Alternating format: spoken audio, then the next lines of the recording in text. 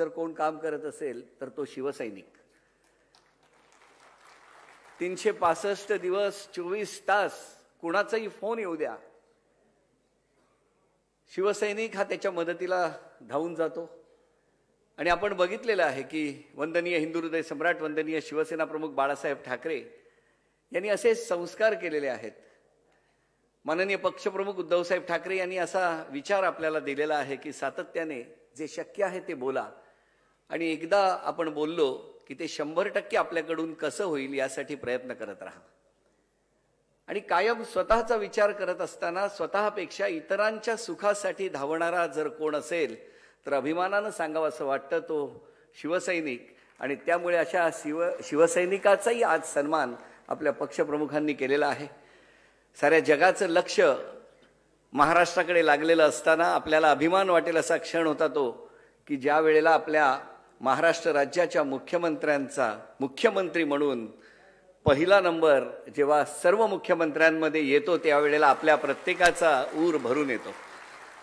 आणि अशा वेळेला हे विचार ऐकण्यासाठी आज आपण या ठिकाणी आहोत.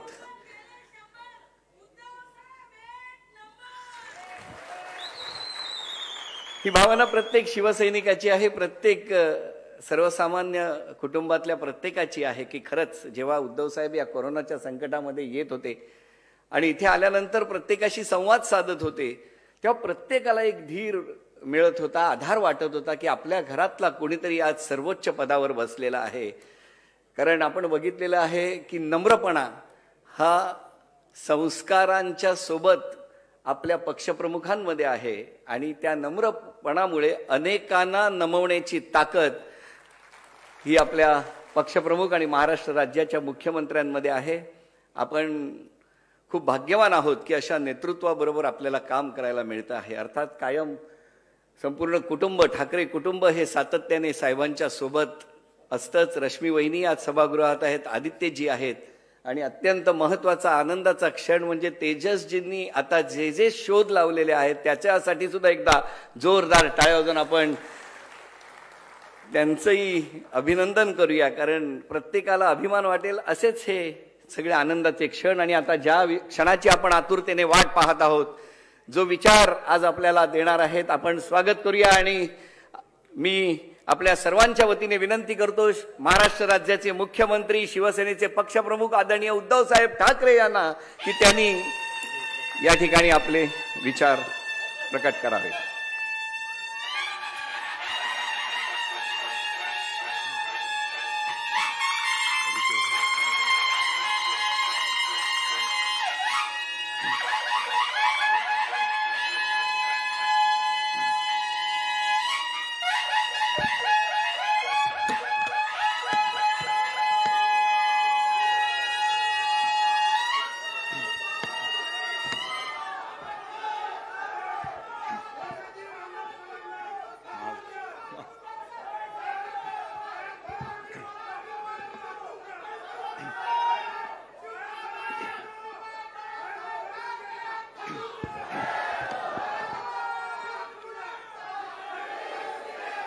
जमलेल्या माझ्या तमाम हिंदू बांधवांनो, भगिनींनो आणि मातांनो,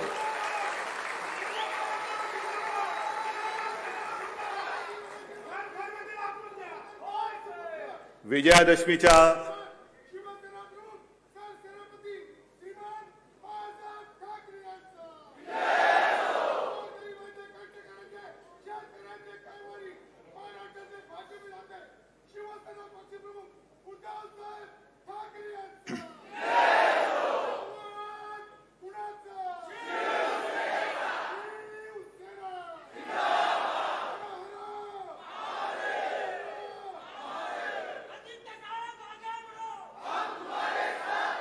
मला कल्पना आहे बऱ्याच दिवसानंतर आपल्याला वाव मिळालेला आहे.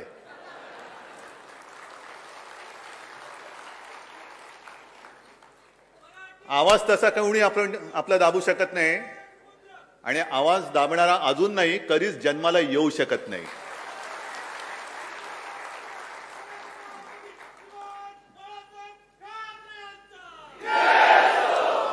सर्वप्रथम मी आपल्याला सर्वांना दसऱ्याच्या आणि विजयादशमीच्या शुभेच्छा देतो.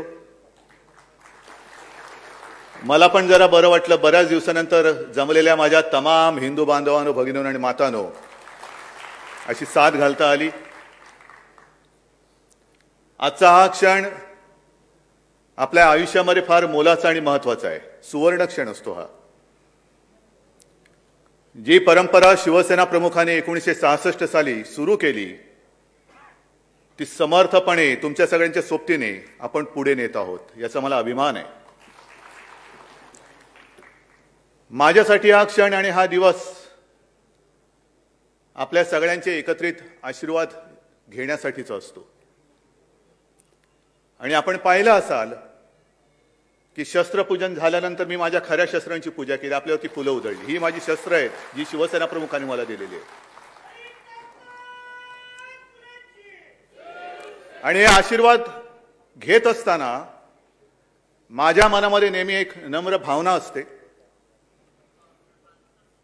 की हेच प्रेम सर्वप्रथम प्रत्येक जन्मी मला माझे हेच आई वडील मिळाले पाहिजेत, माझं कुटुंब, माझा परिवार हाच मिळाला पाहिजे, जन्मही महाराष्ट्रामध्येच झाला पाहिजे. आणि मला स्वतःला मी मुख्यमंत्री आहे असं कधी वाटू नये. मला तर सोडाच, पण माझ्या तमाम जनतेला सुद्धा मी मुख्यमंत्री आहे असं वाटता कामा नये. मी तुमच्या घरातला कोणीतरी आहे, तुमचा भाऊ आहे असं वाटो, ही माझी ईश्वरचरणी प्रार्थना आहे. कारण काही जणांना असं वाटतं, जे बोलत होते मी पुन्हा येईन, ते बोलतायत आता मी गेलोच नाही, बस तिकडे आहे तिकडेच. पण जे संस्कार असतात, जी संस्कृती असते ती हीच असते. जे माझ्या आजोबांनी शिकवलं, माझ्या वडिलांनी आणि आईने शिकवलं मला, ही पदं काय आहेत, सत्ता तरी काय आहे. परत येतील जातील परत येतील, सत्ता येईल जाईल परत येईल, ती आली पुन्हा येईल.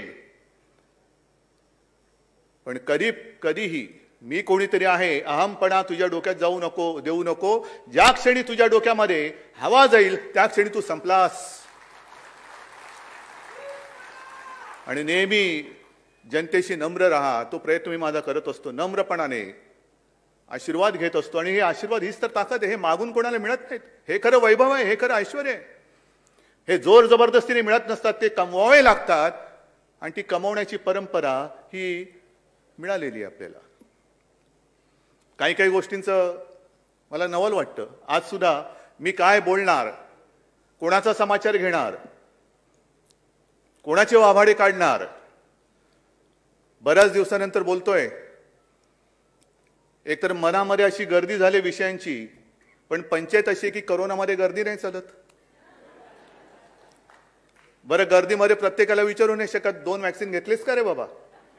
विचारानं कसं विचारणार, विचारानं मास्क कसा घालणार. पण तरी मला हेही माहिती आहे की माझ्या भाषणानंतर अनेक जण माझं भाषण संपतंय कधी आणि चिरकायला मिळतंय कधी तोंडामध्ये बोंडकं घालूनच बसलेले आहेत की यांचं भाषण होतंय कधी आणि आम्ही चिरकतोय कधी. चिरकू द्या. त्यांना उत्तर देण्यासाठी मी तुमच्याशी बोलत नाही, मी तुमच्यासाठी बोलतो आहे. मी माझ्या टीकाकारांसाठी बोलत नाहीये, मी तुमच्यासाठी बोलतोय, जनता जनार्दनासाठी बोलतो आहे, माता भगिनींसाठी बोलतोय. पण ही एक विकृती हल्ली आलेली आहे. आणि मला आता असं वाटायला लागलेलं आहे की हे जे चिरकणं आहे, मग ठाकरे कुटुंबियांवरती हल्ले म्हणजे असा कोणी मायचा पूत जन्माला आलेला नाही, ठाकरे कुटुंबियांवरती हल्ला कर, तिथल्या तिथे ठेचून टाकू त्याला, तिथल्या तिथे ठेचू. पण काही वाटेल ते बोलायचं, कुटुंबियांची बदनामी करायची. हे आता त्यांचं रोजगार हमीचं काम झालेलं आहे. रोजगार हमी काय करणार, कोरोनामध्ये सगळं बंद आहे. मग काय करायचं, तू चिरकलायस किती, एवढा चिरकलायस, मग हे त्याचे पैसे, एवढा चिरकलायस, हे चिरकत राहा. तुम्ही चिरकत राहा, पण माझा वाडा चिरेबंद आहे, माझा वाडा चिरेबंद आहे. तक्रा मारा, मुसंड्या मारा, डोकी फुटतील, पण तडा नाही जाणार, अजिबात जाणार नाही. आणि मग वेगवेगळ्या प्रकाराने एक जे काय प्रयत्न चाललेले आहेत. आणखीन एक परवा बोललेले आहेत हर्षवर्धन पाटील की मी मी म्हणजे ते मी तर जाणं कधी शक्यच नाही, अजिबात नाही. माझं हे आहे तेच माझं घर आहे. हर्षवर्धन पाटील अनाहूतपणाने बोलून गेले की भाजपात का गेलो. खरं म्हणजे मला असं वाटतं अशी जी काही लोक आहेत ना भाजपात गेलेली ती भाजपाची ब्रँड अँबॅसेडर झाले पाहिजेत. माहिती आहे टीव्हीवरती जाहिराती येतात, हल्ली टीव्ही बघायला वेळ नाही मिळत, येतात की नाही तशा जाहिराती आता एक कोणतरी गोरा माणूस दाखवतात आणि मग त्याच्या तोंडात हिंदी डब करून टाकतात. पहिले तो मुझे नींद की गोली खाकर भी नींद नहीं आती थी, दरवाजे पर टक टक होती तो रोंगटे खड़े हो जाते थे, फिर किसी ने कहा तुम भाजपा में जाओ.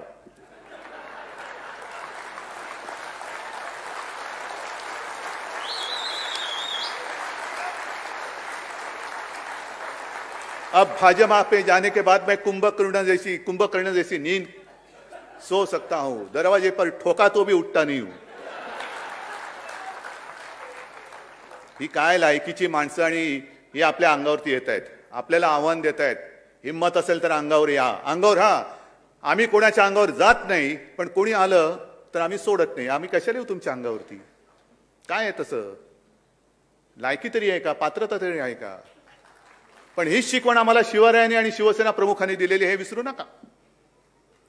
आणि अंगावर आल्यानंतर शिंगावर घेण्याची भाषा करणार असाल तर स्वतःमध्ये हिम्मत आणि धमक असेल तर आणि तर द्या. ईडी सीबीआय इन्कम टॅक्सच्या माध्यमातून देऊ नका. मी सुद्धा आज पक्ष प्रमुख म्हणून जर आव्हान द्यायचं झालं तर माझ्या या मर्द शिवसैनिकांच्या माध्यमातून देईन, त्यांच्या ताकदीवरती देईन. मुख्यमंत्री म्हणून देणार नाही. नाहीतर आव्हान द्यायचं आणि पोलिसांच्या मागे लपायचं याला नामर्द म्हणतात. हे मर्दाचं लक्षण नाही, हिंदुत्वाचं तर नाहीच नाही, अजिबात नाही. पण काही काही जणांची वक्तव्याची मी 2 वक्तव्य तुम्हाला मी सांगितली. तसंच आणखीन एक विषय आहे. हिंदुत्व तर आहेच, विजयादशमी म्हटल्यानंतर हिंदुत्वाची विचारधारा तर आलीच. आज 2 मेळावे असतात, एक आपला आणि दुसरा RSSचा.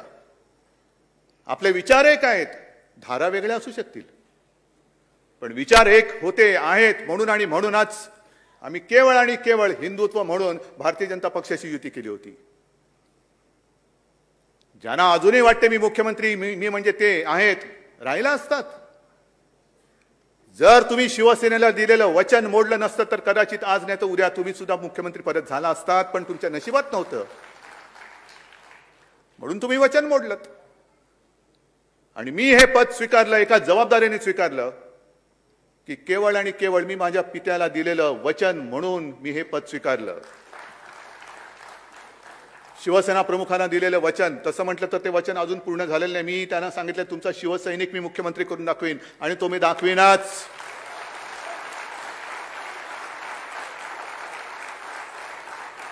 ही जबाबदारी मी मोठ्या विचाराने घेतलेली आहे.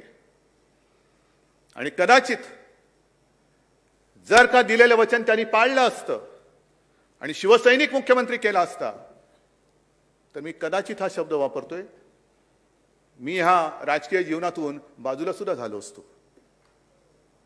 कारण हे क्षेत्र माझं नाही जी माझ्यावर टीका होते. होय, हे माझं क्षेत्र नाही. मी एक पुत्र कर्तव्य निभावण्यासाठी म्हणून या क्षेत्रात आलो आणि पाय रोवून ठामपणाने उभा राहिलेलो आहे. जी जबाबदारी खांद्यावर आहे ती ठामपणे पार पाडल्याशिवाय मी राहणार नाही, या एका निश्चयाने मी उभा राहिलेलो आहे. हा, हे काय थोतांड नाहीये की मैं तो फकीर हूं, झोली पहन के ये झोली बिली, हे माझी अशी दरिद्री कर्मदरिद्री विचार आमचे नाहीयेत.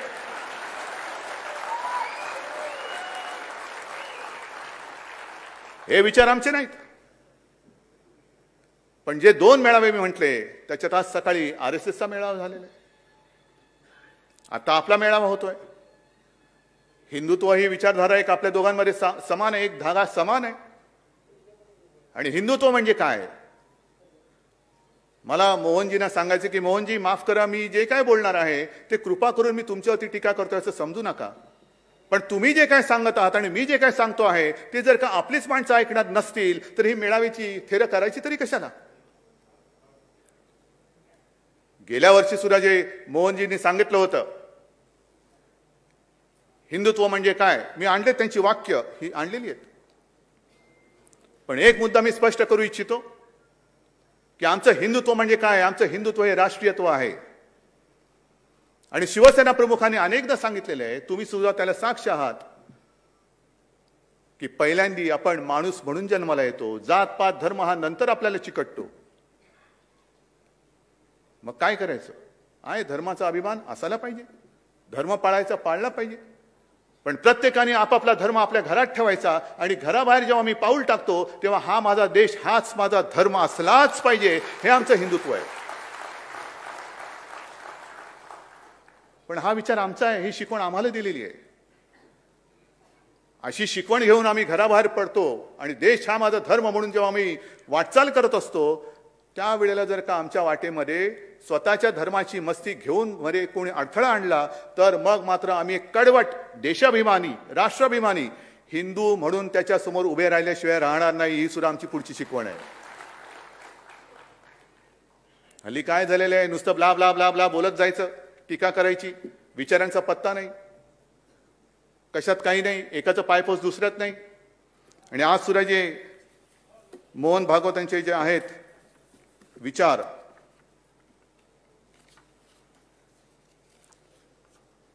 त्यांनी म्हटलेलं आहे, हे गेल्या वेळेचं पण थोडंसं मी आणलंय, की हिंदुत्व म्हणजे काय. आणि खरं आहे, काय त्याच्यात काही चूक नाहीये की या आपल्या देशामध्ये सर्वांचे पूर्वज हे एक होते. आता एकदम पूर्वजापर्यंत खूप जात नाही तर माकडापर्यंत पोहोचू आपण, पण या देशापुरता जरी विचार करायचा झाला तर सर्वांचे पूर्वज एक होते आहेत. हे जर आपल्याला मान्य असेल तर मग विरोधी पक्षांचे पूर्वज काय परग्रहावरनं आले होते का? आता जे काही शेतकरी आंदोलन करतायत त्यांचे पूर्वज काय परग्रहावरनं आले होते काय? लखीमपूरला जे शेतकरी दिवसा ढवळ्या मारले त्यांचे पूर्वज काय परग्रहावरून आले होते? हा जो काही विचार आहे की आपण सगळे एक आहे, हिंदुत्व म्हणजे काय, आम्ही दुसऱ्याचा द्वेष मत्सर करत नाही, पण हे जे दिवसा ढवळ्या दिसतंय हे मोहनजी तुम्हाला तरी पटते का? तुम्हाला तरी मान्य आहे का? आणि मी जनतेला विचारतोय, तुम्हाला तरी हे मान्य आहे का? जे मी शस्त्रपूजा म्हणून तुमची पूजा केली, सर्वसामान्य माणसाला मला हेच सांगायचं आहे की अरे तू सगळ्यात ताकदवान माणूस आहेस. तुझ्या हातामध्ये जे शस्त्र आहे, लोकशाहीने दिलेले शस्त्र, ते आहे मत. आणि हे मत एका क्षणात रावाचं रंक आणि रंकाचं राव करू शकतो एवढी ताकद तुझ्या हिंमत तुझ्या मनगटामध्ये आहे. तू कशाला कमजोर आहेस? कशाला तू दुबळा नाहीयेस? त्याच्यानंतर त्यांनी जे काय पुढे सांगितलेले आहे की एक तर आज हिंदू राष्ट्र हा शब्द जेव्हा संघ वापरतो तेव्हा त्यामध्ये सत्ता पिपासूपणा नसतो, त्यामध्ये सत्ता मिळवण्याची लालसा नसते, तर सर्व समावेशक अर्थाने हा शब्द संघ वापरत असतो. सत्तेसाठी संघर्ष करताना विवेक वापरावा, वैचारिक लढा हवा, युद्ध नको. मग तुमच्या विचारधारेतून, तुमच्या वर्गातून जे आता लोक बाहेर पडलेले आहेत आणि सत्ता काबीज करून बसलेली आहेत त्यांना ही शिकवणी परत लावा जरा एकदा. सध्या जो काय सगळा खेळ चालू आहे, वाटेल ते करायचं पण मला सत्ता पाहिजे. व्यसनाधीनता जी हा जो एक प्रकार आहे, अंमली पदार्थ हा एक वेगळा भाग झाला, त्याचा तर नायनाट केलाच पाहिजे. पण सत्तेचं व्यसन हा सुद्धा एक अंमली प्रकारच आहे. अगदी बाजार उद्यान समित्यांपासून लोकसभेपर्यंत माझ्याच अंमलाखाली पाहिजे हा सुद्धा एक अंमली प्रकारच आहे. आणि ह्या अंमली प्रकाराचा बंदोबस्त कोण करणार? कोणी करायचा? आज ज्या पद्धतीने एक एक प्रकार चाललेले आहेत का वाटेल ते कर. आता झालं, पुढच्या महिन्यात तुमच्या आशीर्वादाने या आपल्या हक्काच्या सरकारला 2 वर्ष पूर्ण होतील. अनेक प्रयत्न केले, फोडण्याचे प्रयत्न केले, पाडण्याचा प्रयत्न केले. मी तर आज सुद्धा सांगतो, हिंमत असेल तर पाडून दाखवा. आज पण सांगतो मी, पण तसं करून पडत नाही. मग आपल्याकडे तो खेळ आहे ना, छापा की काटा. छापा टाकायचा आणि काटा काढायचा.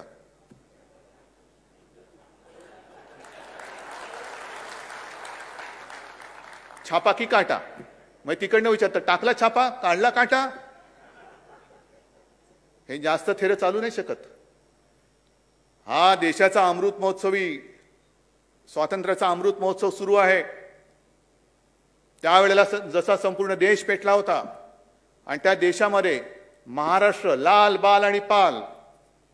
महाराष्ट्र एक पुढे होता, पंजाब पुढे होता आणि बंगाल पुढे होता.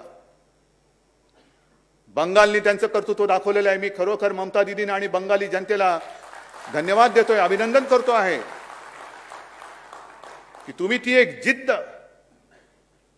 न झुकण्याची जिद्द ही कायम ठेवलेली आहे आणि ती जिद्द आपल्या सुद्धा रगारगामध्ये आणि रक्तामध्ये आहे, ही आपल्याला तयारी ठेवावी लागेल. हर हर महादेव म्हणजे काय असतं ते कदाचित पुन्हा एकदा दिल्लीच्या तख्त्याला दाखवण्याची वेळ येऊ नये, पण आलीच तर दाखवावंच लागेल. मग हा सत्ता पिपासूपणा नाहीये. वैचारिक लढा ठीक आहे ना, ह्याच्यात कुठला विचार आहे? म्हणजे मला दुःख राग हा काय येतो? तर मगाशी मी जो उल्लेख केला, तोंडामध्ये बोंडकं घालून बसले असतील शिवसेनेला बदनाम करणारी लोक, अरे जर का 92-93 साली शिवसैनिक हे मर्द उतरले नसते तर तुमची बोंडकं तुम्ही कुठे असतात आता कळलं तरी असतं. एक जो माहितीच्या अधिकारामध्ये माहिती मागवली गेली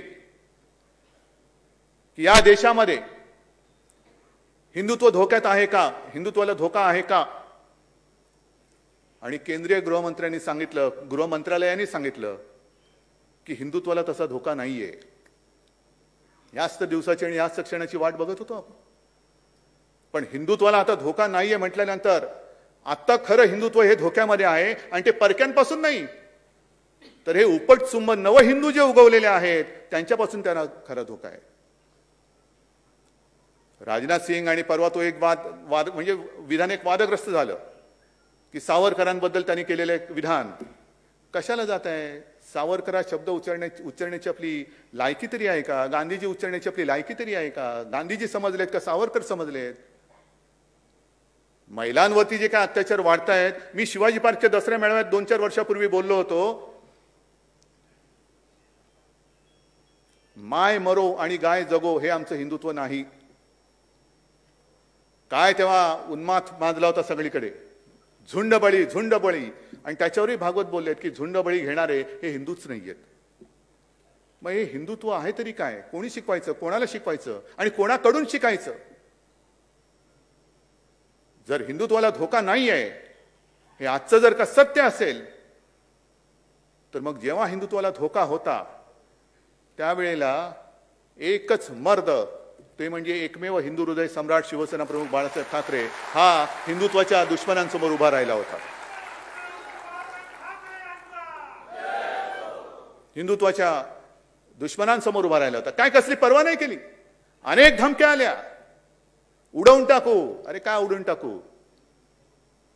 त्यांनी जे सांगितलं होतं की धमक्या येत आहेत, पण ज्या रंगाची गोळी माझ्या शरीराला स्पर्श होऊन जाईल तो रंग या हिंदुस्थानातून आम्ही पुसून टाकल्याशिवाय राहणार नाही. कोणामध्ये धमक होती, कोणामध्ये हिंमत होती?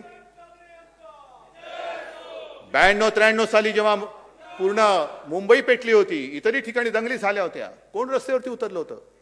कोणी घेतली होती जबाबदारी? बाबरी पाडल्यानंतर सुद्धा सगळे लोक आज जे छाती काढून पुढे जात आहेत ते तेव्हा शेपटे त्यांना आहेत की नाही एवढ्या आतमध्ये गेलेल्या शेपट्या कापत कापत कापत बिळामध्ये लपले होते.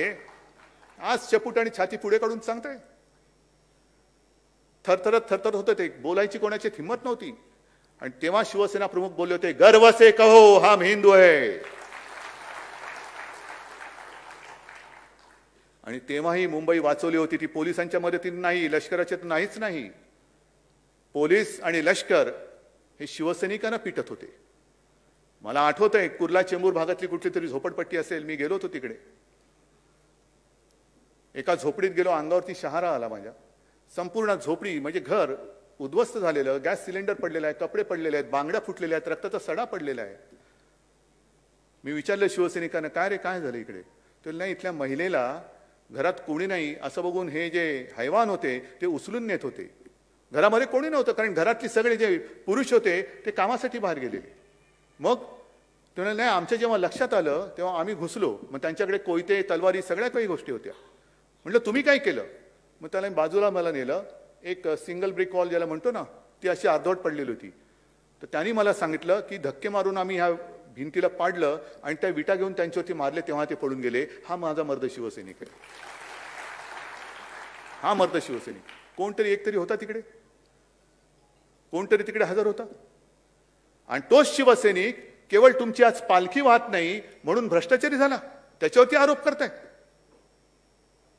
मागेही मी सांगितलं, आज सुद्धा सांगतोय, होय आम्ही पालखीचे भोई आहोत, जरूर आहोत, पण ती आमच्या राष्ट्रभक्तीची, देशभक्तीची आणि हिंदुत्वाची पालखी आहे. तुमची पालखी वाहणारे आम्ही भोई नाही आहोत. मानाची पालखी ती माझ्या देशाची असेल, माझ्या भारत मातेची आहे. पण तुमच्या पक्षाच्या पालख्या वाहण्यासाठी या शिवसैनिकाचा जन्म झालेला नाही. देव, देश आणि धर्मासाठी या शिवसैनिकाचा जन्म झालेला आहे. पण तो शिवसैनिक तुम्ही भ्रष्ट ठरवून टाकता का? तर तुमच्या पालख्या वाहत नाही. हे आमचं हिंदुत्व नाही. वाईट काळामध्ये सोबत असलेला आपला सहकारी, आपला सोबती तेव्हा चालत होता. म्हणजे हर्षवर्धन पाटील आज तुमच्यात भाजपात आल्यानंतर एकदम पवित्र झाले. हे गटाराचं पाणी तुमच्यात टाकलं तर गंगा, आणि ते पाणी दुसरीकडे टाकलं तर गटार गंगा. हे जी काही थेर चाललेलं नाही, हे हिंदुत्व नाहीये. कोणाच्याही कुटुंबावरती, वैयक्तिक पत्नीवरती, मुलांवरती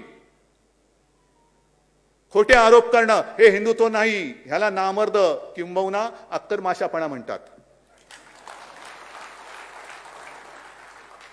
मर्द कसा, शिवराचं नाव घ्यायचं तर मर्दासारखा समोर गेला पाहिजे. कोणाच्या तरी आडून लपून हल्ले करायचे आणि मग तो मी नव्हेच, शंडायस तू. माफ करा जरा थोडीस एवढ्या वर्षानंतर काहीतरी वडलोपार्जित जी संपत्ती शब्दांची आहे ती तरी वापरू द्या. आहे संपत्ती सगळी आहे माझ्याकडे. अगदी थोडेफार आजोबांचे शब्द पाठ आहेत, वडिलांचे तर आहेच आहेत, पण जरा माचा संस्कार आहे म्हणून ते वाचतायत. नाही तर फाडायला काही वेळ नाही लागत, फाडायला वेळ नाही लागत. पण तो शिवसैनिक तुमच्या लेखी आज भ्रष्ट झाला, त्याच्या मागे तुम्ही लागताय. मगाशी मी तुम्हाला सांगितलं की छापा का काटा, काटा कसा असतो हे एकदा बोचल्यानंतर कळेल. नशीबवान समजा अजून बोचत नाहीये, अजून बोचत नाहीये. पण सत्ता पिपासूपणा किती, प्रत्येक सगळ्या गोष्टी मला पाहिजेत. अरे घे ना बाबा. निवडणुका आल्यानंतर 2 पोटनिवडणुका, एक पंढरपूरची झाली आणि आता एक दुसरी लागले. पण दोन्ही पोटनिवडणुकांमध्ये यांच्याकडे स्वतःचे उमेदवार नाहीत. उपरे लागतात, उपरे. आणि जगातला मोठा पक्ष काय मोठा पक्ष आहे, उमेदवारच नाही, उपरे घ्यावे लागतात. घे उपरे आणून आणून आणून, म्हणजे प्लॅटफॉर्मवरची गर्दी, मोठा पक्ष. या सगळ्या गोष्टींचा हा सगळा उबग आलेला हा प्रकार आहे. मगाशी तुम्ही जे काही एक फिल्म बघितली, ही फिल्म ही का दाखवली? साधारणतः मेळाव्यामध्ये वक्त्यांची रांग असते. म्हटलं यावेळेला एक वेगळा प्रकार करू. आपण केलेली कामं हाच आपला वक्ता, हाच आपला वक्ता. आणि अभिमानाने तुम्हाला सुद्धा सांगता आलं पाहिजे की होय हे आम्ही केलेलं आहे, माझ्या शिवसेनेने केलेलं आहे. बरीच कामं आहेत जी एका फिल्ममध्ये आपण आणू शकत नाही. आणखीन काही कामं आहेत, 1-2-4 कामं तुम्हाला मी आता सांगणार आहे. पण पहिल्या प्रथम मी एकनाथ तुम्हाला आणि आपल्या ठाण्यातल्या तमाम शिवसैनिकांना धन्यवाद देतोय. का माहितीये तुम्हाला? कारण त्यांनी नवरात्रीमध्ये 9 दिवस गरबा खेळला. ही नाही आपली पद्धत. आम्हाला गरब्याला परमिशन देत नाही. हे कसलं हिंदुत्व? ते हिंदुत्व नाहीच. नवरात्रीचा जो मुहूर्त आहे, नवरात्रीचे जे दिवस आहे, तो जो सण आहे, त्या पूर्ण 9 दिवसात ठाणेकरांनी रक्तदान केलेलं आहे आणि विक्रम केलेला आहे. आहे कोणत्या तरी पक्षामध्ये ही धमक, ही जाण, ही जाणीव, ही जाग ही शिल्लक राहिलेली आहे. ही शिल्लक राहिले. समाजसेवा, हिंदुत्व हे रक्तात असावं लागतं. आणि रक्त नुसतं रक्त पिपासूपणा नव्हे, तर रक्तदान करणं हा सुद्धा धर्म आहे. आणि रक्तदान करताना आम्ही हे नाही विचारत हे रक्त कोणाला जाणार आहे, हिंदूला जाणार आहे का मुसलमानाला जाणार आहे, मराठी माणसाला जाणार आहे का अमराठी माणसाला? नाही. जे मोहनजी तुम्ही सांगताय ना, सर्वांचे पूर्वज एक होते. रक्तदान आम्ही करतो आहोत. ज्याला ज्याला गरज असेल आणि ज्याचे जीव आम्ही वाचवू शकतो त्याला आमचं रक्त देतो आहोत आम्ही. हे असं एवढं विक्रमी शिबिर एका तरी पक्षाने घेऊन दाखवावं आणि घेतल्यानंतर किमान त्यांच्या इकडे बॅनर लावायला तरी लोक आली पाहिजेत. रक्त द्यायला तर दूरच, पण बॅनर लावायला तरी आले पाहिजेत. मधल्या काळामध्ये एक राज्यपाल महोदयांनी मला पत्र लिहिलं आहे. प्रकार गंभीर आहे. महिलांवरचे अत्याचार वाढतायत आणि मध्ये एक जी घटना घडली होती त्याचा उच्चारही करू नये एवढी ती निर्घुण आणि जेवढी निंदा करावी ती कमीच आहे. पण त्यांनी लगेच सांगितलं की विधानसभेचं 2 दिवसाचं अधिवेशन घ्या.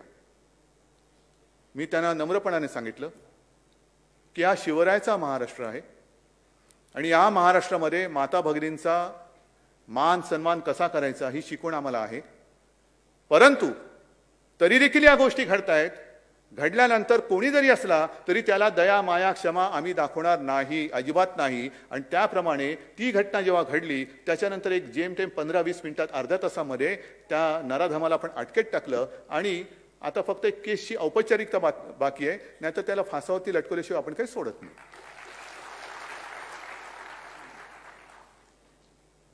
पण 2 दिवसाचं अधिवेशन घ्या म्हणून मी नम्र विनंती केली. तर त्यांना म्हटलं की महिलांवरचे अत्याचार हे तर देशभर वाढतात आणि आपली संस्कृती एक आहे, हिंदुत्व आपलं सगळ्यांचं एक आहे, तर विधानसभेचं अधिवेशन कशाला? आपण मोदीजींना सांगा 2 दिवसाचं संसदेचंच अधिवेशन घ्या ना, आठवडाभरचं घ्या. तमाम सर्व माझ्या देशातले जे लोकप्रतिनिधी आहेत ते तिकडे येतील, आपापल्या राज्यातल्या काही गोष्टी तिकडे सांगतील, पण मात्र नुसती चर्चा, तोंडाची वाफ दवडली आणि निघून गेले असं होता कामा नये. पक्क काहीतरी एक ठोस आपण उपाययोजना काय करू शकतो हे ठरवलं गेलं पाहिजे. नाहीतर यायचं एखादी घटना घडल्यानंतर अश्रू ढाळायचे, मला माफ कर आणि निघून जायचं. तसं नाही. काय करायचं सांगा. कायदा करायचा करतो आहोत, कडक शासन करायचं करतो आहोत, पण एकूणच ह्या घटना थांबतील कशा? घटना घडल्यानंतर काही करायचं, त्याच्याऐवजी घटना होणार नाहीत ह्याच्यासाठी देशात एक काहीतरी आपण करूया ना, काहीतरी करू चांगलं. पण नेमकं काय होतंय की महाराष्ट्राकडे एका वेगळ्या नजरेने पाहिलं जाते. महाराष्ट्रामध्ये काही एखादं घडलं की गळा काढायचा, लोकशाहीचा खून झाला. मग महाराष्ट्रामध्ये लोकशाहीचा खून झाला म्हणून गळा काढत असाल तर उत्तर प्रदेशमध्ये काय लोकशाहीचा मळा फुललेला आहे काय?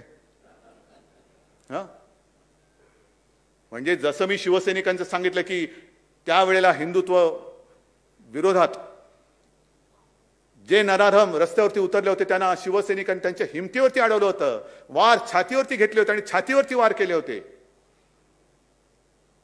त्याचप्रमाणे 26 नोव्हेंबर कोणी विसरू शकत नाही. जो अतिरेकी हल्ला मुंबईवरती झाला होता, कशाला आपण ते स्मृतिदिन आणि सगळ्या गोष्टी साजऱ्या करायच्या? साजऱ्या नाही, स्मृतिदिन पाळायचे. ओंबळे गेले, करकरे, कामटे हे सगळे पाळत असताना ज्या वेळेला अतिरेकी घुसले होते आणि त्यांच्या सोबत त्यांच्या बरोबरीने स्वतःच्या जीवाची पर्वा न करता जे माझे पोलीस लढत होते, आपले पोलीस लढत होते, त्यांचं कौतुक करायचं की त्यांना माफिया बोलायचं? आलेत ना इकडे सुद्धा, नांगरे पाटील असतील, आहेत, मला बाहेर भेटले, असे अनेक पोलीस आहेत, अनेक पोलीस आहेत. एक गोळी त्यांचा छेद घेऊ शकत होती, हृदयाचा नाही तर डोक्याचा. का राहिलं असतं? पण त्यांनी पर्वा नाही केली. जसा सैनिक तिकडे सीमेवरती लढतो त्याच जिद्दीने आणि त्याच हिमतीने लढणारे हे माझ्या महाराष्ट्राचे पोलीस आहेत. मला अभिमान आहे त्यांचा. पण अतिरेक्यांबरोबर लढणारे हे पोलीस केवळ तुम्हाला बोंबाबोंब करायला चालले आहेत. होळीला वेळ आहे, अजून शिमगा आहे, तुमच्या घरी 24 तास शिमगा असेल तर मी काही करू शकत नाही त्याला. आमच्याकडे कसे सणवार असतात, शिमगाही असतो, पण कधी नवरात्री असते, कधी दिवाळी असते, कधी गणपती बाप्पा येतात, म्हणजे शुभ असे पण सण असतात, पण काहींच्या घरी 24 तास शिमगा असतो. मग शिमगा करायला तुम्हाला जाताना जर का अडवलं म्हणून माझे पोलीस माफिया, तर मग त्या अखिलेश यादवना त्यांच्या घराच्या तिकडे अडवलं, प्रियांकाला अडवलं, छत्तीसगडच्या मुख्यमंत्र्यांना अडवलं. म्हणजे अखिलेश यादवच्या इकडे तर जवळपास रणगाड्या आणण्याचं बाकी होतं, बाकी सगळा बंदोबस्त लावला होता. हे माझे पोलीस जर माफिया असतील तर उत्तर प्रदेशचे पोलीस काय भारतभूषण किंवा भारतरत्न आहेत? लखीमपूरला जे काही घडलं का नाही पोलीस त्यांना अडवू शकले? सत्ता पिपासूपणा आणि न्यायवृत्ती ही केवळ आणि केवळ महाराष्ट्र तर राहीलच. कोणी टीका केली नाही तरी मला परवा नाही, पण महाराष्ट्र हा न्यायाला आणि सत्तेला नव्हे सत्याला जागणारा हा प्रदेश आहे. सत्याला जागणारा हा प्रदेश आहे. पण नुसतं बेंबीच्या देठापासून ओरडत राहायचं की लोकशाहीचा खून झाला, ह्याचं ते झालं, त्याचं ते झालं. अरे देश खूप मोठा आहे आणि हा देश आज आपल्या स्वातंत्र्याचा अमृत महोत्सव साजरा करतोय. काय अमृत महोत्सव, याचं काय आपण केलेलं आहे? कधीतरी आपण याचा विचार केला का की पूर्वी ज्यांनी आपल्या देशासाठी रक्त सांडलं ते जर का समजा मगाशी म्हटलं सावरकर आणि गांधीजी या सगळे जे चिरकुट वाद करणार आहेत त्यांच्यासमोर येऊन उभे राहिले, काय रे बाबा काय मी तुला समजले, सांग तू काय केलंस देशासाठी? मी तर हे केलं. सावरकर म्हणतील की त्यांनी काय हाल अपेष्टा सोसल्या ते सांगतील, गांधीजी सांगतील, आणखीन कोणी सांगतील. पण त्यांच्यावरनं वाद करणारे जे कोणी आज आहेत त्यांनी देशासाठी काय केलं हा प्रश्न दुसऱ्याने विचारण्याच्या आधी स्वतः का नाही विचारून बघत? ना कधी कुठे स्वातंत्र्य लढ्यामध्ये हिस्सा होता, ना कधी कुठे काही आंदोलनामध्ये हिस्सा होता, पण भारत माता की जय जोरात ओरडलं की जवानापेक्षा मी जास्त देशभक्त होतो. हे माझ्या देशाचं दुर्दैव आहे. आज हे माझ्या देशाचं दुर्दैव आहे. अनेक जणांची ती आता एक शैली झालेली आहे की भाषणाला उभं राहिल्यानंतर भारत माता की जोरात ओरडायचं, मग वंदे मातरम. काय केलं काय तुम्ही देशासाठी? काय करणार काय आहात? 75 वर्ष झाली स्वातंत्र्याला. कधीतरी आपण थांबून कधीतरी पाठी वळून बघणार आहोत की नाही की मी माझ्या देशात नेमकं केलं काय आणि माझा देश नेमका चाललाय कुठे? मला तर स्पष्ट वाटतं की अमृत महोत्सवामध्ये नुसतं रोषणाई केली. काल सुद्धा छत्रपती शिवाजी महाराजांच्या पुतळ्याचं आपण रोषणाईचं एक उद्घाटन केलं. तिकडे जे काय शिवाजी पार्क, शिवतीर्थ त्याच्यात रोषणाई केली. आता आपण इकडे बसलो असताना शिवसेना प्रमुखांच्या पुतळ्याच्या तिकडे रोषणाई सुरू करतो आहोत. बस झालं आमचं काम. पुढच्या 15 ऑगस्टला खिशावरती तिरंगा लावायचा आणि फिरायचं हातात झेंडा घेऊन भारत माता की. नाही, या वर्षामध्ये काही गोष्टींवरची चर्चा व्हायला पाहिजे, उघड चर्चा व्हायला पाहिजे. अमृत महोत्सव आहे ना, मग अमृत मंथन करा. काय नेमका आपला देश आहे कुठे, काय आपण देशामध्ये स्वातंत्र्यात कमावलेलं आहे, काय गमावलेलं आहे, ह्याचा कुठेतरी एक उहापोह करण्याची आता वेळ आलेली आहे. आणि पहिला विषय जसा मी म्हटलं तसा महिलांच्या अत्याचाराचा विषय झाला पाहिजे. आणि त्याच बरोबरीने आपल्या देशाची जी एक पद्धत आहे संघराज्यावरती सुद्धा चर्चा खुलेपणाने झाली पाहिजे. काय केंद्राचे अधिकार किती आहेत, राज्याचे अधिकार किती आहेत. आणि जेव्हा ही घटना बनत होती तेव्हाही हा वादविवाद झाला होता. अनेक विचारवंतांनी शंका व्यक्त केल्या होत्या की काय ही घटना तुम्ही करतायत. बाबासाहेबांना प्रश्न विचारला होता. ही सगळी कलमं आल्यानंतर केंद्राच्या दडपणाखाली, केंद्राच्या खाली ही राज्य राहतील काय? केंद्र ह्यांना जगू देईल काय? कारण आपला देश जो झालेला आहे तो इंग्रजांच्या वेळेला, इंग्रजांच्या आधी तुकड्या ताकड्यामध्ये विभागला होता. नंतर सगळं येऊन आपण संघ राज्य म्हणून झालो. एक एक राज्य भाषावार प्रांत रचना झाली. मग राज्याला अधिकार काय? केंद्र वरती राहील आणि राज्य खालती राहतील. आणि तेव्हा ठामपणाने बाबासाहेबांनी सांगितलं होतं की अजिबात होणार नाही. केंद्रा एवढीच सर्व राज्य देखील सार्वभौम आहेत आणि सार्वभौम राहतील. केंद्राला सुद्धा आणि राज्याला सुद्धा केंद्राबरोबरीचेच हक्क दिलेले आहेत. फक्त 3 गोष्टी ज्या आहेत त्या आणि त्याच वेळेला केंद्र राज्याच्या कारभारात हस्तक्षेप करू शकतो. तो म्हणजे 1 आणीबाणीजन्य परिस्थिती, 2 परकीय आक्रमण आणि 3 विदेशाबरोबर संबंध कसे असावेत हे ठरवण्याचं धोरण हे केंद्र सरकार घेऊ शकतं. अन्यथा जर केंद्राने राज्यांच्या कारभारात ढवळाढवळ केली तर ते घटनाबाह्य ठरेल. म्हणजे थोडक्यात घटनेची दुर्घटना होईल. कोण? नाही, हे चालू दिसतंय ना तुम्हाला. मग ह्याच्यावरती कोण बोलणार आहात की नाही देशामध्ये? आणि पुन्हा एकदा सांगतो मी, हे मी बोलल्यानंतर याच्यावरती जे गल्ली बोळातले कायदे तज्ञ आहेत ना आपले टीकाकार, त्यांच्याकडनं मला उत्तराची अपेक्षा नाही. त्यांची उत्तर मी कचऱ्याच्या टोपलीत टाकून देईन. मला याच्यावरती देशातील विचारवंतांचे विचार पाहिजेत, विचारवंतांची मतं पाहिजेत, कायदे तज्ञांची मतं पाहिजेत. त्यांचे सल्ले पाहिजेत आणि होऊन जाऊ दे, एक उघड चर्चा होऊ दे आणि मग त्या सगळ्या घटनेचा अभ्यास केल्यानंतर जर का आपल्याला कळलं की नाही केंद्र डोक्यावरती आहे, बसवा डोक्यावरती.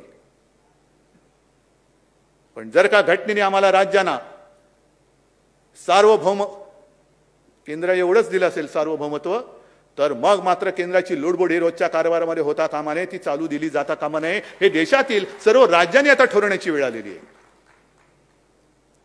जो मी उल्लेख केला ना की सत्ता पिपासूपणा हे सुद्धा एक व्यसन आहे. पण त्या व्यसनापायी म्हणजे अंमली पदार्थामध्ये जर का नशा कोणाला करण्याची सवय लागली तर त्याच्यात त्याचं स्वतःचं आयुष्य आणि कुटुंब उद्ध्वस्त होतं. पण सत्तेची चटक, सत्तेचं व्यसन एकदा लागलं की कारण नसताना तुम्ही दुसऱ्याचे आयुष्य उद्ध्वस्त करताय, दुसऱ्याची कुटुंब आणि त्याचं घरदार उद्ध्वस्त करताय. हे व्यसन सगळ्यात वाईट आहे आणि हे पहिलं ह्या देशातून उपटून टाकलं पाहिजे. हे उपटून टाकलं पाहिजे.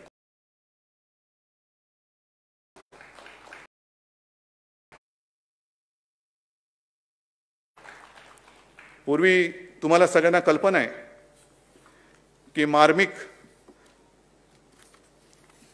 ची सुरुवात झाली, त्यातनं शिवसेना कशी झाली आणि त्याच्यात एक सदर सुरू केलं होतं शिवसेना प्रमुखांनी, वाचा आणि थंड बसा. माहिती आहे ना कोण आता मार्मिक, त्या काळातले मार्मिक वाचणारे कोण आहेत का इकडे शिल्लक?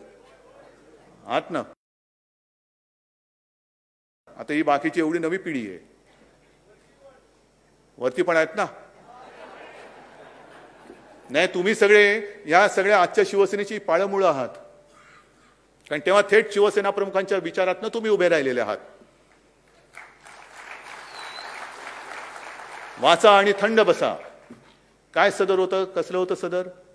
आपल्याच राज्यात भूमिपुत्रांवरती जे काही हक्क हिरावले जात होते त्याच्यावरती ते होतं. आता एक दोनच गोष्टी मी तुम्हाला सांगतोय आणि पुन्हा तुम्हीच सांगायचं, वाचायचं आणि थंड बसायचं का? जो संघराज्याचा उल्लेख केला, देश आणि राज्य कसे संबंध पाहिजेत. मी मुख्यमंत्री आहे, हिंदुत्ववादी तर आहे, हिंदू तर आहेच आणि मी विधानसभेत बोललेलो आहे.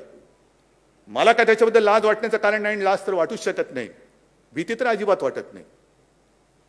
पण मुख्यमंत्री म्हणून सगळ्यांशी समानतेने वागण्याचा एक ते जे काही कर्तव्य असतं ते आम्ही करतो आहोत आणि हीच शिकवण आमच्या हिंदुत्वामध्ये. दुसऱ्या कोणाचा द्वेष करायचा नाही. त्यावेळेचं एक उदाहरण सोडलं तर त्याच्यानंतर कधीतरी शिवसैनिकांनी कोणावर तरी उगाच हल्ले केलेत का, दंगली केल्यात का? नाही ना. अंगावर आला तर शिंगावर घेऊ हे त्याला म्हणतात. पण एक सत्ताधारी म्हणून सगळा देश माझा आहे, त्याच्यामुळे हे राज्य माझं, इकडे माझं राज्य आहे, माझ्या पक्षाचं राज्य आहे म्हणून इकडे मी झुकतं माप देणार, हे त्यांचं राज्य आहे त्यांना मी हाकलून देणार, असं नाही चालणार. एक दोन गोष्टी ज्या मी तुम्हाला दाखवतो आहे, हे बघा. एक हे माहितीच्या अधिकारात मिळाले, माहितीच्या अधिकारात मिळालेलं आहे. काय बातमी? केंद्रीय मंत्री सर्वानंद सोनोवाल यांचा फतवा, देशातील 11 बंदरांचा 75% CSR फंड गुजरातकडे वळवला. का महाराष्ट्र या देशाचा घटक नाहीये? दुसरे राज्य या देशाचा घटक नाहीये? 75% निधी. आणि त्याच्यात सुद्धा त्यांनी असं म्हटलेलं आहे की बऱ्याचशा संस्था, भाजप तसेच राष्ट्रीय स्वयंसेवक संघाशी संबंधित असलेल्या संस्थांना JNPTच्या CSR फंडातून कोट्यावधी रुपयांची खिरापत वाटल्याची गंभीर बाब माहिती अधिकारात समोर आलेली आहे. वाचा आणि थंड बसा. वाचा आणि थंड बसा. त्याच्यानंतर आणखीन एक आहे. काय झाले, कागद एवढे झालेले आहेत की ते काढायचे कुठले आणि काय करायचे तोच एक प्रश्न आहे. ठीक आहे, येईल, सापडेल. हा तिकडे एक वळवला. त्याच्यानंतर मी गेल्या दसऱ्या मेळाव्यात सुद्धा बोललो होतो की जणू काही संपूर्ण जगात माझ्या महाराष्ट्रामध्येच गांजा, चरस ह्याचा व्यापार तुफान चाललेला आहे. असंच सगळीकडे चाललेलं आहे. म्हणजे जी गेल्या वर्षी जे बोललो होतो तेच मी पुन्हा बोलतोय की जी आपली संस्कृती आहे, तुळशी वृंदावन, हल्ली आता तुळशी वृंदावन जाऊन तिकडे चरस गांजाची वृंदावन झालेत की काय, असं एक चित्र महाराष्ट्राचं हे देशात करायचं, जगात करायचं. का करता नतद्रष्टपणा? का करता नतद्रष्टपणा? बरं, असं काही नाहीये की केवळ महाराष्ट्रामध्येच तुम्हाला हे सगळं सापडते.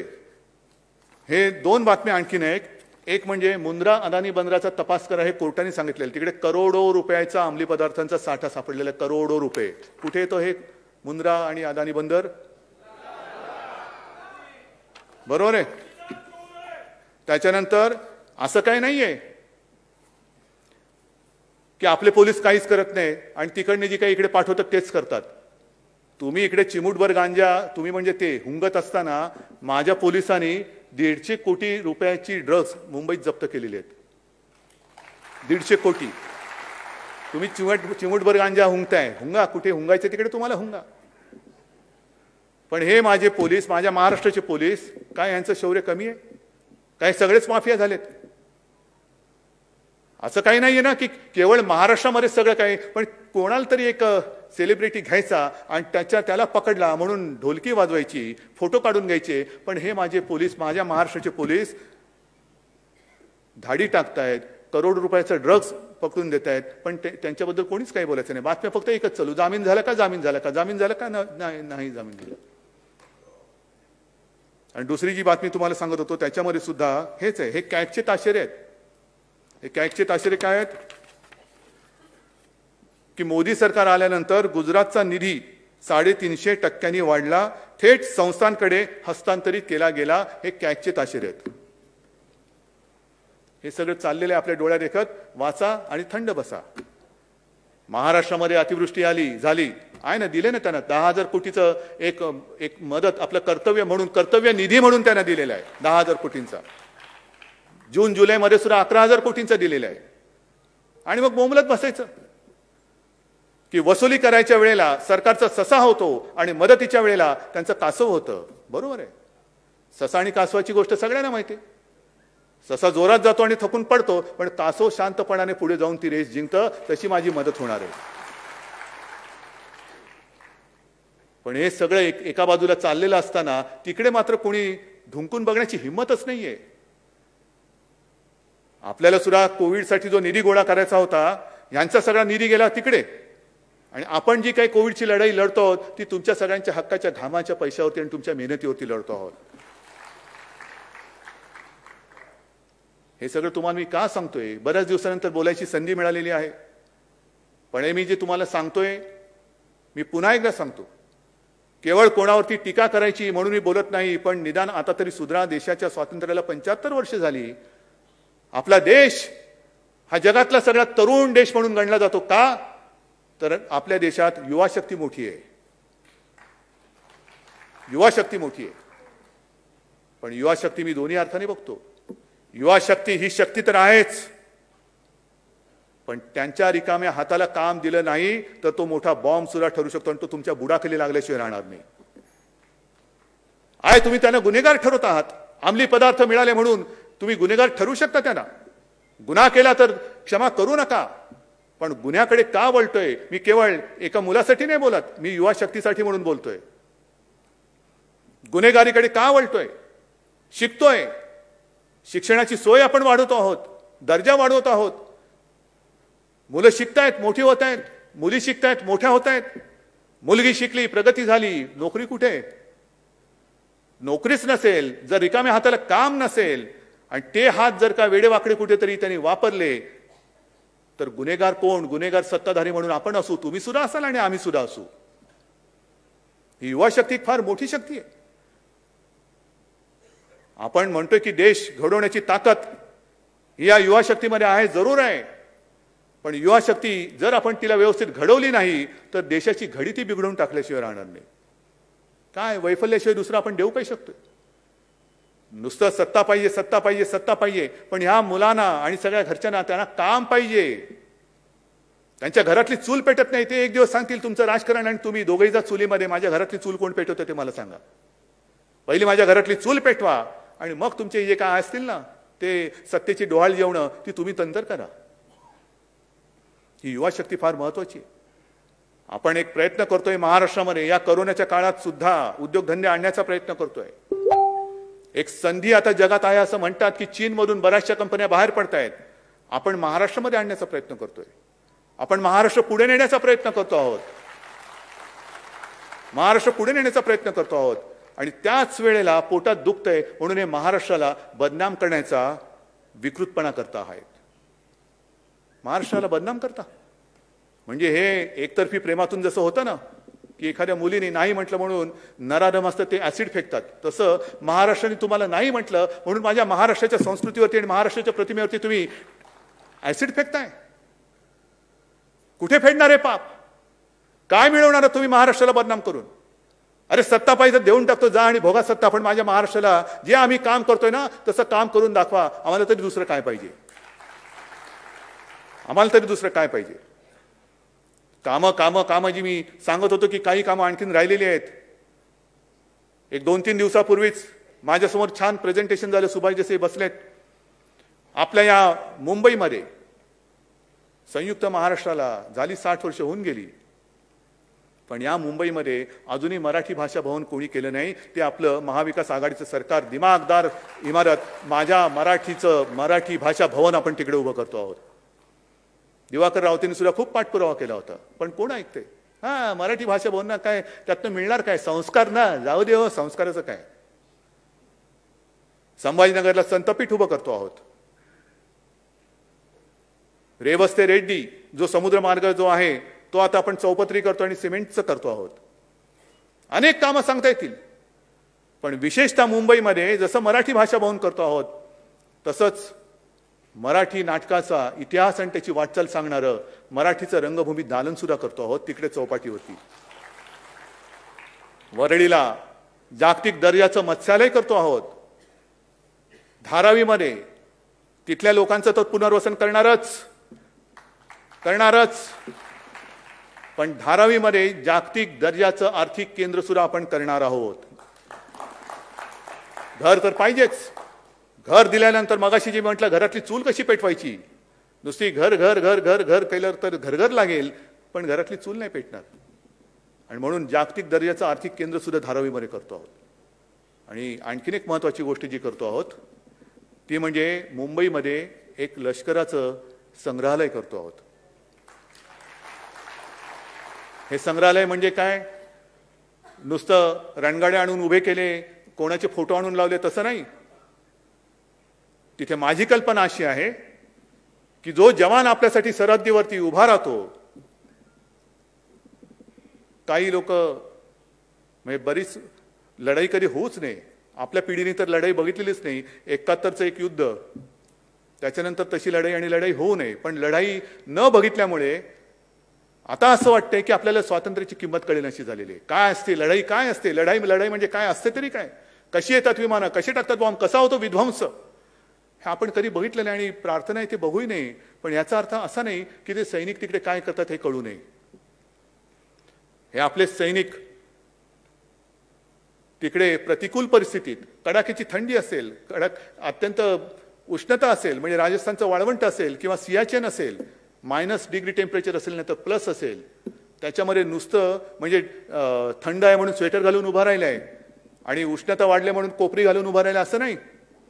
तर मी तिकडे अशी दालना करणार आहे की थंड म्हणजे किती थंड, अगदी -20-30 वगैरे नको, नाही तर तिथेच माणसं पडतील आपली. पण एक थंड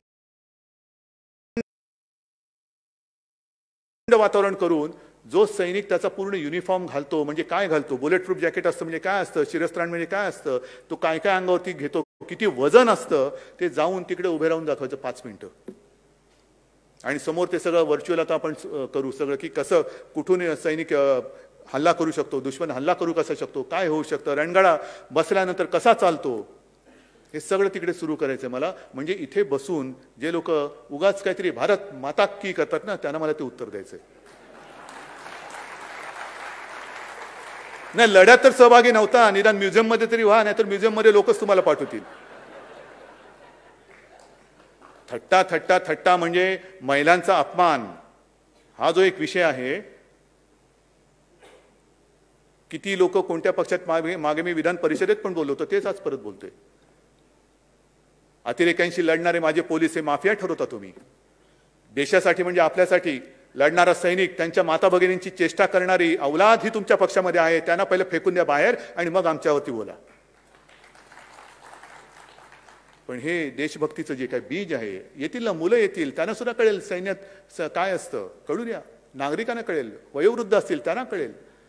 या अशा सगळ्या गोष्टी आपण या मुंबईमध्ये करतोय. आणि म्हणून मला असं वाटतं नम्रपणाने की बऱ्याच गोष्टी बोलायचे तेवढं मी बोललेलो आहे. आणखीन काही उगाच बोलत बसलो तर त्याला काय अर्थ राहणार नाही, लक्षात काहीच राहणार नाही. आणि मग आता ही वेळ आलेली आहे. मी बंगालचं जे अभिनंदन केलं, ती तयारी महाराष्ट्रामध्ये असायला पाहिजे. आहे कोणी किती वार करायला आला तर त्याची तलवार किंवा कोणतेही हत्यार असेल ते मोडून तोडून टाकून त्याचं पार्सल परत पाठवण्याची हिंमत आणि धमक तुमच्यामध्ये आहे. फक्त एकच काम करायचं, ज्याचा उल्लेख मी केला की आता हिंदुत्वाला धोका नाही, माझं मत आहे हिंदुत्व आता खरं धोक्यात आहे. कारण हिंदुत्वाची शिडी करून जे वर चढलेले आहेत ते आता इंग्रजांची नीती साधू शकतात, तोडा फोडा आणि राज्य करा. मराठी अमराठी वेगळे करतील, मराठीमध्ये जातपात आणून, समाज आणून त्या भिंती उभ्या करतील आणि वरती सत्तेची गाजरं खात बसतील. खायला देणार तुम्ही? मग शिवसेना प्रमुखांनी जो एक संदेश दिला होता, मराठेतर 96 कोळी 92 कोळी, स्पृश्य अस्पृश्य घाटी कोकणी, हा भेदाभेद गाडून मराठी माणसाची भक्कम एकजूट बांधा. आणि या एकजुटी बरोबर आणखीन एक एकजूट बांधायची, ती म्हणजे मराठी अमराठी हा भेदभाव गाडून हिंदूंची सुद्धा भक्कम एकजूट बांधा. मराठा ते तुका मिळवावा, महाराष्ट्र धर्म वाढवावा, तसा हिंदू ते तुका मिळवावा, हिंदुस्तान धर्म वाढवावा. जय हिंद, जय महाराष्ट्र.